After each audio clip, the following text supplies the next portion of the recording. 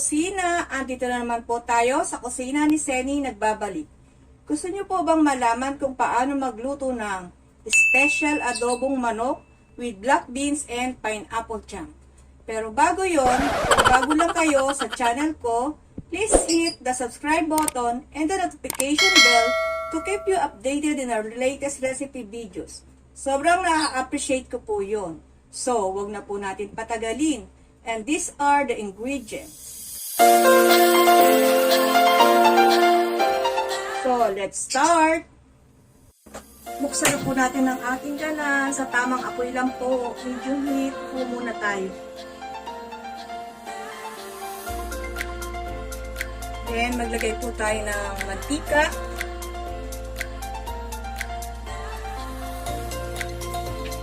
Lagay na po natin ang ating luya. Pag ganito na po yung kulay ng ating luya, lagay na po natin ang ating bawang.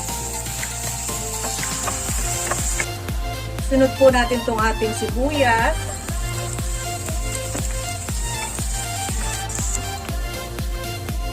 Lanta na po itong ating sibuyas, lagay na po natin itong ating chicken.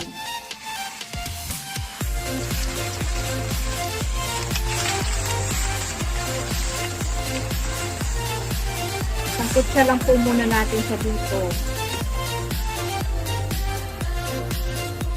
Takpan lang po muna natin to ng mga 3 minutes. Balikan po natin ito. After 3 minutes, ito na po ang ating chicken. Lagay po natin itong ating toyo.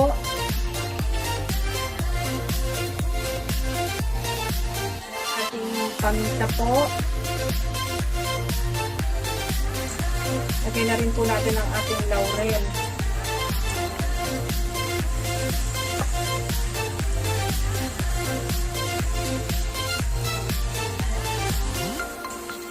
Add na rin po natin itong ating butter.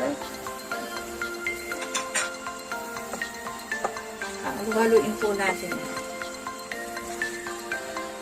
Balikan na lang po natin to after 5 minutes po. Tapos na po ang ating 5 minutes. Ito na po ang ating itsura. Tunaw na rin po yung ating butter. Yan. Lagay na po natin ang ating kawse.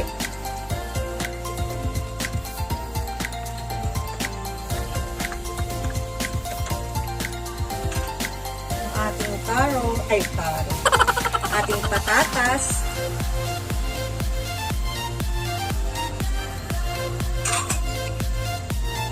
Haluin lang po natin.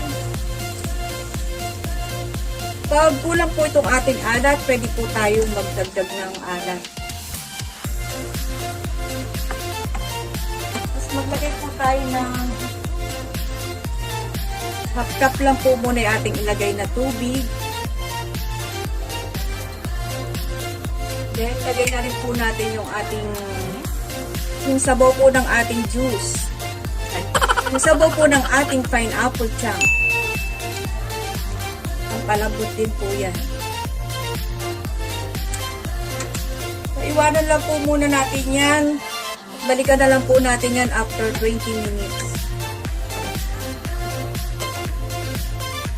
Takpan po muna natin.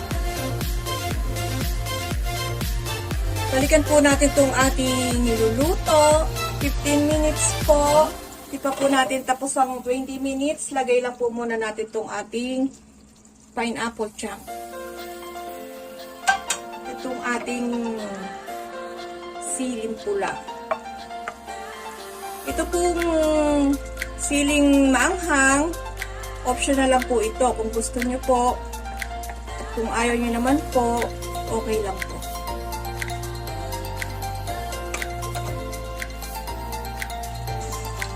Haluin po natin. Then, balikan na lang po natin to after 10 minutes po. Mag-add po tayo ng 5 minutes.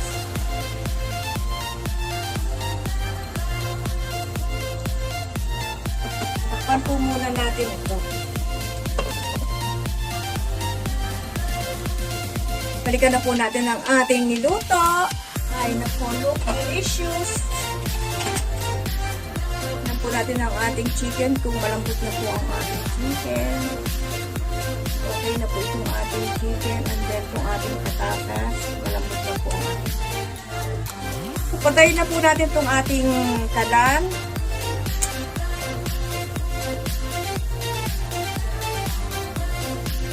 Ito na po, tapos na po tayo sa ating pagluluto ng napakasarap na menu.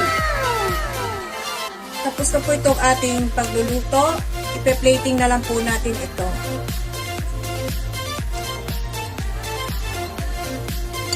Ganyan lang po. Balikan na lang po natin ito kapag na-plating ko na po siya.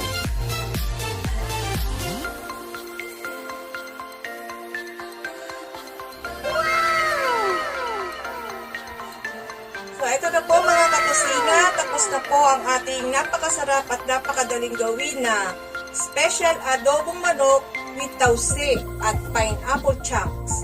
Sana po ay may natutunan po kayo sa ating recipe ngayon kahit kaunti lamang po. If you like this video, just give me a thumbs up and don't forget to subscribe and click the bell button for our latest recipe videos that we will be uploaded like this. Share and comment na rin kayo sa mga gusto nyong malaman na recipe mula sa akin. Thank you so much for watching Kusina. Happy cooking! Sundin nyo lang po itong recipe na to at tamang-tama lang po yung lasa niya.